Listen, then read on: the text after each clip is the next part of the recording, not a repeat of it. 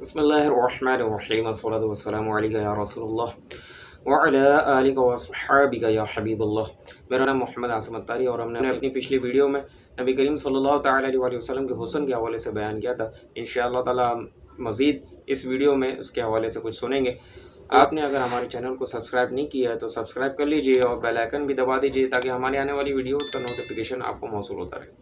اللہ تبارک و تعالیٰ نے نبی کریم صلی اللہ تعالیٰ علیہ وسلم کو بے مثل پیدا فرمایا۔ آپ کی مثال کوئی نہیں، آپ تمام سے اعلیٰ ہیں، مخلوق میں سب سے اعلیٰ ہیں۔ حضور علیہ الصلوۃ والسلام کی حقیقت کو اللہ تعالیٰ کے سوا کوئی نہیں جانتا، نہ ہی کوئی آپ کی حقیقت کا علم رکھ سکتا ہے۔ ہم جو بھی بیان کرتے ہیں، جو حضور علیہ الصلوۃ والسلام کے وصف کے حوالے سے جو بھی بیان کیا جاتا ہے، یہ وہ ہے جو اللہ تبارک و تعالیٰ نے جتنا علم نبی کریم صلی اللہ تعالیٰ علیہ وسلم کے حوالے سے، نبی کریم علیہ الصلوۃ والسلام کی حقیقت کی پہچان جتنی ہمیں عطا فرمائی یا وصف بیان کرنے والے کو عطا فرمائی، یہ وہ ہے۔ ورنہ حضور علیہ الصلوۃ والسلام کی حقیقت تک نہ کوئی پہنچ سکتا ہے، نہ حضور علیہ الصلوۃ والسلام کی حقیقت کا علم ہمیں مکمل ہو سکتا ہے۔ حضرت امام شرف الدین بصری رحمۃ اللہ تعالیٰ علیہ جنہوں نے قصیدہ بردہ شریف لکھا ہے، وہ لکھتے ہیں: اعی الورا فہم معناہ فلیس یرا للقرب والبعد منہ غیر منفحم۔ اعی الورا فہم معناہ یعنی مخلوق تھک گئی حضور علیہ الصلوۃ والسلام کی حقیقت، حضور علیہ الصلوۃ والسلام کے مقام و مرتبے کو جاننے کے لیے۔ حضور علیہ الصلوۃ والسلام کا مقام و مرتبہ کسی کو نہیں معلوم سوائے اللہ کے، اور حضور علیہ الصلوۃ والسلام کے فضائل اور حضور علیہ الصلوۃ والسلام کے کمالات کو ہم صرف اتنا ہی جانتے ہیں جتنا ہم پر ظاہر ہوا۔ اس کو آپ کے لیے میں مثال سے سمجھاؤں کہ جس طرح اگر کوئی سمندر کے کنارے کھڑا ہے تو اس کو یہ نہیں معلوم کہ سمندر اور کتنی دور تک پھیلا ہوا ہے، اس کی بس حد نگاہ تک سمندر دکھائی دے رہا ہے، لیکن اس کے بعد اور کتنی دور تک سمندر پھیلا ہوا ہے، اس کی گہرائی کتنی، اس کو نہیں معلوم۔ ہم دیکھتے ہیں کائنات میں جو ہے مختلف گلیکسیز ظاہر ہوتی جا رہی ہیں اور لوگوں کو اس کا علم ہوتا چلا جا رہا ہے۔ آج بلینز اور ٹریلین میں جو ہے ان کی تعداد پہنچ چکی ہے، لیکن کیا ہے کہ یہ ختم نہیں ہو گئی ہیں۔ ایسا نہیں ہے کہ بس جتنا علم ہو گیا بس اتنی ہے، بلکہ ایک ایک کر کے، دو دو کر کے جو ہے ان کو اس کی معلومات ہوتی چلی جا رہی ہیں کہ یہ بھی گلیکسی ہے، یہ بھی گلیکسی ہے، فلاں بھی ستارہ ہے تو یہ بھی ستارہ ہے۔ یہ سب چیزیں آخرکار ظاہر ہوتی چلی جا رہی ہیں۔ اسی طرح حضور علیہ الصلوۃ والسلام کا مقام و مرتبہ ہم پر جتنا ظاہر ہوا وہ ظاہر ہوا، لیکن حضور کا مقام و مرتبہ اس کے بعد بھی اور کہیں بلند و بالا ہے۔ حضرت علامہ بدر الدین زرکشی رحمۃ اللہ تعالیٰ علیہ فرماتے ہیں کہ حضور نبی کریم رؤوف الرحیم صلی اللہ تعالیٰ علیہ وسلم کا جو بھی وصف بیان کیا جائے، جو بھی خوبی بیان کی جائے، جو بھی حسن کمال جو بھی بیان کیا جائے، وہ کم ہے، اور حقیقت میں جو حضور علیہ الصلوۃ والسلام کا جو بھی کمال ہے، جو بھی وصف ہے، جو بھی خوبی ہے، وہ اس سے کہیں زیادہ ہے۔ آپ علیہ الصلوۃ والسلام کی خوبی جتنی بھی بیان کی جائے وہ نامکمل ہے اور حضور علیہ الصلوۃ والسلام کی حقیقت سے کم ہی ہے۔ قصیدہ بردہ شریف کا ایک اور شعر ہے، لکھتے ہیں: کالشمس تظہر للعینین من بعد صغیرۃ وتکل الطرف من امم۔ حضرت علامہ عمر آفندی رحمۃ اللہ تعالیٰ علیہ اس شعر کی تشریح میں فرماتے ہیں: جس طرح سورج ہمیں دور سے دکھائی دیتا ہے اور چمکتا ہوا دکھائی دیتا ہے، ہم اس کو دیکھ بھی لیتے ہیں کہ کس حیت کا ہے، کس طرح گول ہے، وغیرہ وغیرہ جو بھی ہے، لیکن اگر یہ قریب ہو تو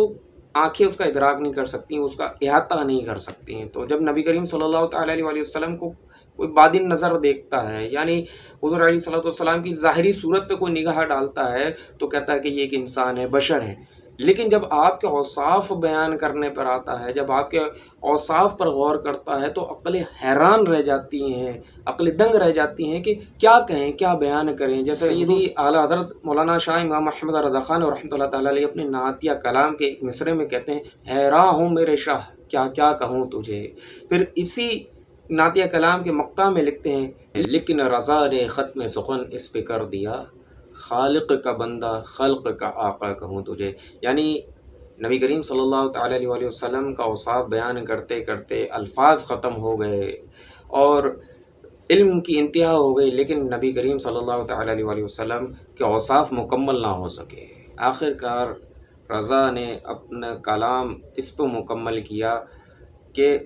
اللہ کے بندے ہیں اور مخلوق کے آقا ہیں۔ حضرت علامہ بصیری رحمۃ اللہ تعالیٰ علیہ قصیدہ بردہ شریف میں لکھتے ہیں وَكَيْفَ يُدْرَكُ فِي الدُّنْيَا حَقِيقَتَهُ قَوْمٌ نِيَامٌ تَصَلُّوا عَنْهُ بِالْحُلُمِ۔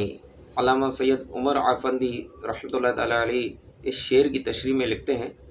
کہ کوئی حضور نبی کریم صلی اللہ تعالیٰ علیہ وسلم کی حقیقت کا علم کیسے رکھ سکتا ہے، حضور علیہ صلاۃ والسلام کی حقیقت کو کیسے بیان کر سکتا ہے، جبکہ لوگ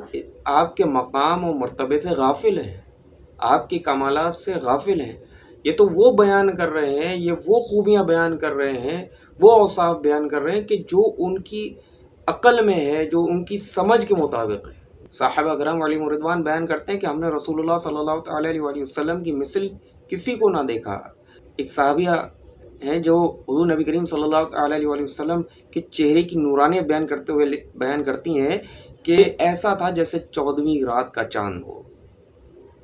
اور آپ کی مثل نہ میں نے پہلے کبھی دیکھا نہ بعد میں۔ حضرت ربیع بنت معوذ رضی اللہ تعالیٰ عنہ فرماتی ہیں کہ اگر تم رسول اللہ صلی اللہ علیہ وسلم کو دیکھتے تو ضرور کہتے کہ سورج نکلا ہوا ہے، یعنی حضور علیہ صلاۃ والسلام کی چہرے کا نور ایسا تھا کہ گویا جیسے سورج چمک رہا ہو یا 14ویں رات کا چاند چمک رہا ہو۔ حضرت ہند بن حالہ رضی اللہ تعالیٰ عنہ فرماتے ہیں کہ حضور نبی کریم صلی اللہ تعالیٰ علیہ وسلم کا چہرہ ایسا چمکتا تھا جیسے 14ویں رات کا چاند۔ رسول اللہ صلی اللہ تعالیٰ علیہ وسلم کی آنکھوں کا کمال ایسا تھا کہ آپ اندھیرے میں بھی چیزوں کو اسی طرح ملاحظہ فرماتے جس طرح دن کی روشنی میں۔ حضرت عائشہ صدیقہ رضی اللہ تعالیٰ عنہ اور حضرت عبداللہ ابن عباس رضی اللہ تعالیٰ عنہ فرماتے ہیں کہ رسول اللہ صلی اللہ تعالیٰ علیہ وسلم رات کے اندھیرے میں بھی اسی طرح دیکھتے جس طرح دن کی روشنی میں۔ حضور نبی کریم صلی اللہ تعالیٰ علیہ وسلم کی نگاہیں آگے بھی دیکھتی اور پیچھے بھی بیک وقت دیکھتی۔ حضور نبی کریم صلی اللہ تعالیٰ علیہ وسلم نے فرمایا، بخاری مسلم کی روایت میں ہے کہ اللہ کی قسم تمہارے رکوع و سجود مجھ پر پوشیدہ نہیں ہے، میں تمہیں اپنی پیٹھ کے پیچھے سے بھی دیکھتا ہوں۔ ایک روایت میں ہے کہ میں تمہیں اپنے آگے اور اپنے پیچھے سے بھی دیکھتا ہوں۔ یعنی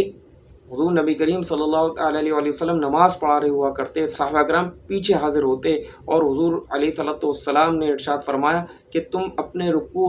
تمہارے رکوع سجود مجھ پہ مخفی نہیں ہے، چھپے ہوئے نہیں ہیں، میں تمہیں اپنے آگے بھی دیکھتا ہوں، آگے سے بھی دیکھتا ہوں اور اپنے پیچھے سے بھی دیکھتا ہوں۔ رسول اللہ صلی اللہ تعالیٰ علیہ وسلم کے پسینے مبارک کے حوالے سے بات کی جائے، حضرت انس بن مالک رضی اللہ تعالیٰ عنہ فرماتے ہیں کہ رسول اللہ صلی اللہ تعالیٰ علیہ وسلم چمکدار اور روشن رنگت والے تھے۔ آپ صلی اللہ تعالیٰ علیہ وسلم کا پسینہ موتیوں کی طرح تھا۔ حضرت مولا علی کرم اللہ تعالیٰ وجہ الکریم اور سیدہ عائشہ صدیقہ رضی اللہ تعالیٰ عنہ فرماتی ہیں کہ رسول اللہ صلی اللہ تعالیٰ علیہ وسلم کا پسینہ موتیوں کی طرح تھا اور مشک سے زیادہ پاکیزہ اور خوشبودار تھا۔ یاد رہے کہ جو نبی کریم صلی اللہ تعالیٰ علیہ وسلم کا حسن و جمال بیان کرتے وقت جو بھی کوئی مثال بیان کی جاتی ہے چاند سے، سورج سے یا موتی سے، جیسے کہ اس حدیث میں، اس روایت میں آیا، تو یہ یاد رہے کہ حضور علیہ صلاۃ والسلام کی مثل کوئی نہیں ہے۔ یہ صرف سمجھانے کی غرض سے، جیسے کہ علماء نے بیان فرمایا کہ یہ صرف سمجھانے کی غرض سے ہوتا ہے کہ کیسے تھا، ورنہ حضور علیہ صلاۃ والسلام سب سے اعلیٰ ہے، حضور علیہ صلاۃ والسلام کی مثل کوئی نہیں۔ حضور علیہ صلاۃ والسلام کے حسن کے حوالے سے اگر ہم بیان کریں، آپ کے اوصاف، آپ کی خوبیوں کے حوالے سے ہم بیان کریں تو بیان کرتے چلے جائیں گے، ہمارے علم ختم ہو جائے گا، ہمارے الفاظ ختم ہو جائیں گے، لیکن بیان پھر بھی مکمل نہیں ہوگا۔ ہماری ویڈیو اگر آپ کو پسند آئی ہو تو اس کو لائک ضرور کیجیے اور ہمارے چینل کو سبسکرائب کیجیے۔ صلو علی الحبیب صلی اللہ تعالی علی محمد۔